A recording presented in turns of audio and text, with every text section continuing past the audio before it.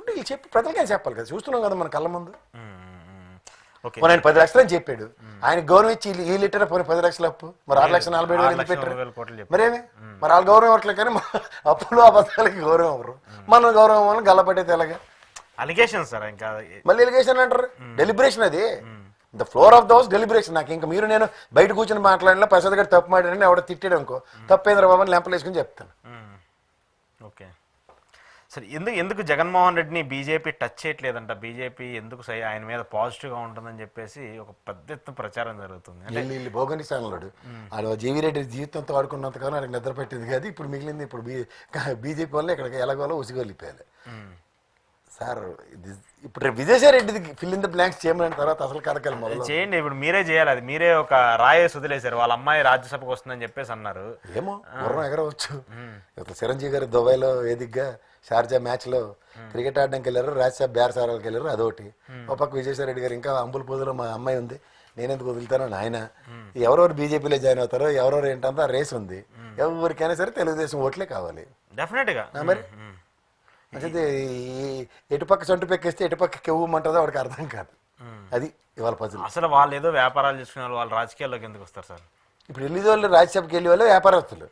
మీరు ఎప్పుడు చిన్నప్పుడు గాంధీ గారి టైంలో ఉన్నట్టుకున్నారు, ఆ బ్యారిస్టర్ చదువుకుని చట్టాలు చేయడానికి వెళ్ళి డ్రాయర్లు అలాంటి ప్రొఫెసర్లు అతిరథ మహారాజులు ఉంటారని. ఇప్పుడు వీళ్ళు సాల్వ తప్పేగలందరూ మేధావులను పెట్టుకున్నారు చూడండి. ఈ భౌగోళికాలను కూడా పంపించిన ఆశ్చర్యపడకండి. చాలా మంది ఉన్నారు కదా అక్కడ కాంపిటీషన్ లో, చాలా మంది ఉన్నారు కదా. టీడీపీలో కాంపిటీషన్ ఉంది, కాంపిటీషన్ ఏలంపాటు పాడేవాడు. ఇప్పుడు చాలా మంది వాళ్ళు మాకు వస్తుందా అని ఎదురు చూస్తా ఉన్నారు. హుదాగా ఎవరికి వస్తుంది? ఎవరో 1000 కోట్లు పెట్టమనండి వస్తుంది. 1000 కోట్ల మరి లేకపోతే రాజ్యసభ ఎంపీ సామర్థ్యం వాళ్ళు మీరు ఎందాక బిజినెస్ ఫెటర్నిటీ 10,000 కోట్ల సామర్థ్యం. 1000 కోట్లు ఏం సార్? లేకపోతే మరి లేకపోతే ఎవరికి ఇస్తారు? ఏమనుకుంటున్నారు? అది ఏం చేస్తారు సార్ రాజ్యసభ నుండి? మరి అదే మరి పార్టీని పరిరక్షించడం అంటే అదే. ఇప్పుడు వెళ్ళిన వాళ్ళందరూ ఇంకా 1000 కోట్లు సామాజిక వర్గానికి సంబంధించి వెళ్ళిన వాళ్ళు. మరి లేకపోతే ఉత్తరాయణలు తీసుకెళ్ళి అమ్మనాన్ని రాడించుకోవడానికి పంపిస్తారు అనుకున్నారు అక్కడికి, చిన్నప్పుడు ఆడుకునే ఆటలన్నింటికి. మా సైడ్ చట్టాలు చేసేస్తారు మాకు తెలియనివి. ఎల్లుడికి సగం మందికి ఇంగ్లీషే రాదు. సరే ఓకే, అది అంతా వేరే పక్కన పెట్టండి. హిందీ రాదు. మీరు చెప్పిన నెంబరింగ్ వింటేనే చాలా డిఫరెంట్ గా కనిపిస్తుంది. వాళ్ళకి తెలుసు, మీకు అర్థం అవ్వకపోవచ్చు, పార్టీలో అందరికీ తెలుసు. అవును కదా, ఇది పెద్ద బేరమే అని. సరే ఇప్పుడు అందరూ కూడా అదే కోవలు వెళ్ళారు. ఎవరైనా అంతే. ఒక్క ఎర్రబోగులు జగన్మోహన్ రెడ్డి ఎవరి దగ్గర రూపాయి తీసుకోకుండా మోపీదేవికి వెళ్ళేట వాళ్ళందరికీ ఇచ్చుకుని తిరిగాడు. రాజ్యసభ ఎంపీగా ఉండి ఏంటి సార్ వాళ్ళు ఏమన్నా కేంద్రాన్ని నుంచి నిధులు తీసుకొచ్చి రాష్ట్రానికి ఏమైనా అభివృద్ధి చేస్తారా? వాళ్ళ కాన్స్టిట్యున్సీకి ఏమైనా జరుగుతున్నాయి అసలు? ఇప్పుడు అలాంటి పరిస్థితులు ఉంటున్నాయా? అదే మరి ఎంపీ లాట్స్లో తెచ్చిస్తేనే వాళ్ళు చెప్తారు కదా. అది రావాలి కదా, జరుగుతున్నాయా? వాళ్ళకే దిక్కులేదు, ఇంకెక్కడ ఇస్తారు. సో అయితే విజయసాయి రెడ్డిది ఫిల్ అయితే అవుతుంది. ఎందుకవుదు? రాజ్యసభలోనే కావాలి స్ట్రెంత్. బీజేపీ కూడా ఫోకస్ అంతా దాని మీదే ఉంటుంది. ఓకే, ఆ ఫిల్ అయితే బయట మిషన్లు ఉంటాయి కానీ లోపల మిషన్లు ఉండవు కదా అక్కడ. బీజేపీ నుంచి ఎలా అయినా అవ్వచ్చు అప్పుడు. వాళ్ళు తలుచుకుంటే ఏదైనా అవుతుంది సార్. బీజేపీ తలుచుకుంటే అంతే. వాళ్ళు తలుచుకోవడం మీద దేశం ఆధారపడింది ఇప్పుడు. సరే ఆధారపడింది. ఎందుకు జగన్మోహన్ రెడ్డిని బీజేపీ టచ్ చేయట్లేదంట? ఆయన మీద కేసు ఏమి టచ్ చేయాలండి నాకు అర్థం కాదు. అడుగుతున్నారు సార్ టీడీపీ వాళ్ళు. వాళ్ళు రోజు పులిహార కలుపుకొని కూర్చున్నట్టు ముసలాలు తీసుకొచ్చి అదే సోదాలకి. ఇప్పటికి కూడా అసెంబ్లీలో కూడా ఇలా 5 పాయింట్లు భగవద్గీత నుంచి వచ్చిన వాళ్ళకి 6 వాగ్దానాలు ఏవైతే ఉన్నాయో ప్రజలకి ఎవరు కానీ వాళ్ళ దగ్గర 5 ఉంటాయి.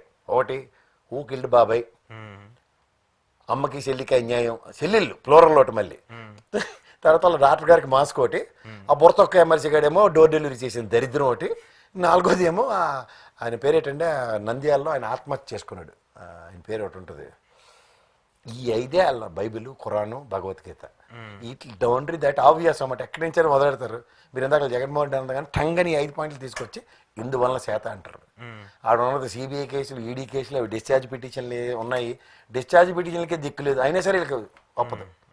సుప్రీంకోర్టు అవినాష్ రెడ్డికి బెయిల్ ఇచ్చినా వీళ్ళకి ఒప్పదు. తలుచుకుంటే మా పోలీసులు ఏమనుకుంటారు, ఏమని వేసేస్తారు, వేసే అని తిరుగుతున్నారు. అసలు ఇప్పుడు ఏమైంది అవినాష్ రెడ్డి కేసు? మొన్న వివేకానంద రెడ్డి గారు పిఏ గారు ఏదో బయటకు వచ్చి మాట్లాడారు కదా. ఆయన మా నిజాలు విన్నోడైతే ఉంటారు. ఏరే బ్యారక్లో చచ్చాడు దస్తగిరి గారు అన్నా సరే ఆడికి వెళ్ళి ట్రీట్మెంట్ ఇచ్చి ఇంజక్షన్ ఇచ్చి ఆ డాక్టరు అందులో 20 కోట్లు బేరాలాడని ఆ వీడియో ఫుటేజ్ అంతా ఎత్తిపోయిన తర్వాత వెళ్ళి కోర్టుకి కొత్తగా ఎఫిడవిట్ ఇచ్చారు. ఇది ఎవరు చెప్తే ఆ పాతది దాంట్లో క్లియర్గా తెలుస్తుంది కదా. మేము వస్తే సిబిఐ వేస్తాం అని చెప్పి చాలా పెద్ద ఎత్తున ప్రచారం చేశారు కదా, ఇప్పుడు మరి సిబిఐ ఏమైనా వేస్తారా దీనికి? ఎన్నిసార్లు ఎత్తారండి నాకు తెలియని CBI already Vivekananda Reddy case ఉంది, జగన్మోహన్ రెడ్డి కేసులు సిబిఐ ఈడీ వాదిస్తున్నాయి. ఈ మధ్యలో మళ్ళీ సిబిఐ తీసుకొచ్చి మళ్ళీ వాళ్ళు సార్ సిఐ తెమ్మన్నాడు అమెరికా నుంచి. జరగట్లేదు, ప్రాపర్గా జరగట్లేదని కదా. ఇప్పుడు పాపం అమ్మాయి పవన్ కళ్యాణ్ గారు వ్యాఖ్యలు చేశారు కదా, ఆ అమ్మాయి కేసు పాపం అమ్మాయిని మ్యాన్ పవర్ స్ట్రెంత్ లేదని చెప్పేసి వాళ్ళు ఎత్తేసారు. సుగాలి ప్రీతి ఇది అది అవగానే ఇప్పుడు మళ్ళీ ముచ్చుమూరు వచ్చింది, దాని మీద చేస్తాను. ఇప్పుడు ఇంకేం మీదే కదా గవర్నమెంట్ మ్యాన్ పవర్ లేదని చెప్పేసి ఎత్తేస్తున్నారు. మన ఆంధ్రప్రదేశ్ పోలీసులు వాళ్ళు సిట్లు వేసుకుని తిరుగుతారు కదా ప్రతిసారి. సిట్లు వేసారు చాలా. మరి ఏమన్నాడు సార్ సుగాలి ప్రీతి తర్వాత కంటిన్యూషన్ అది ఎలాగో ఎత్తిపోయింది, ఎత్తిపోతల పథకమే. ఇప్పుడున్న మన ముచ్చుమూరు అమ్మాయి ఏమనండి, వాళ్ళ నంద్యాలలో అదే అక్కడ తెనాల్లో బుర్రబదలు కూడా ఇచ్చారు కదా బీర్ బాటిల్, అది ఒకటి చేయమనండి. మరి ఎన్ని ఉన్నాయి ఆ కేసులన్నీ ఇంకా పోయిన ఎన్నికల వరకే ప్రచారం జరుగుతూ ఉంటుంది. అంటే ఎలక్షన్ ఇంకా ఎలక్షన్ ప్రచారమే కంటిన్యూ అవుతుంది. వాళ్ళు గుడ్ గవర్నెన్స్ మీద ఫోకస్ చేయాలంటే చంద్రబాబు గారు మళ్ళీ జూలు విధించాలి, అది ఎప్పుడైనా ఎదురు చూస్తున్నాం. ఇంకా పితూరులే చిన్నప్పుడు మెండర్ లాక్కున్నాడు, నా రబ్బర్ లాక్కున్నాడు, నేను పెద్ద అయ్యి ఐఐపీఎస్ ఆఫీసర్ని అయ్యాను, ఇప్పుడు నేను మీద కేసు పెడతాను, అదే నడుస్తుంది ఇప్పుడు మార్కెట్లో. టీడీపీ వాళ్ళు ఒక రివర్స్ స్ట్రాటజీ మొదలు పెట్టారు సార్ అధికారులకు సంబంధించి. అంటే పని చేయకుండా అధికారులని విమర్శలు చేస్తున్నారా, లేదంటే అధికారులు నిజంగానే వాళ్ళని ఇబ్బందులు పెడుతున్నారా? మంత్రుల దగ్గర నుంచి కార్పొరేషన్ చైర్మన్లు, ఈవెన్ సాక్షాత్ చంద్రబాబు నాయుడు గారు చెప్పినా కూడా అధికారులు పనిచేయట్లేదని చెప్పేసి ఒక వ్యాఖ్యలు వినిపిస్తున్నాయి. ఇక్కడ మీరు అమ్మగారు ఇంట్లో ఉంటారు సార్, అమ్మగారు రోజు మీకు అన్నం వండి క్యారేజ్ కట్టేస్తుండ్రు. మీరు పొద్దున్నే హుకోం మన రజనీకాంత్ లాగా సాయంత్రం బిర్యానీ చేయమ్మా అని చెప్పారు. అమ్మ పెద్ద ఆవిడ బయటికి వెళ్దు, బిర్యానీ ఏంటి చెప్పారు, చికెన్ బిర్యానీ చేయమన్నారు. మీరు పొద్దున్న ఆఫీస్కి వస్తూ చికెన్ ఇచ్చి, చింతపండు ఇచ్చి, టమాటాలు ఇచ్చి, అన్నం బాస్మతి రైస్ ఇచ్చి, సాయంత్రంకి బిర్యానీ వండమంటే అర్థం ఉంటుంది, మసాలా తీసుకొచ్చి ఇస్తే.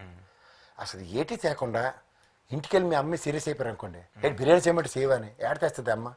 అలాగే నువ్వు ఏ పని ఇస్తున్నావో నీకు తెలియదు, అసలు ఏం పని చేస్తున్నారో నీకు అర్థం కావట్లే.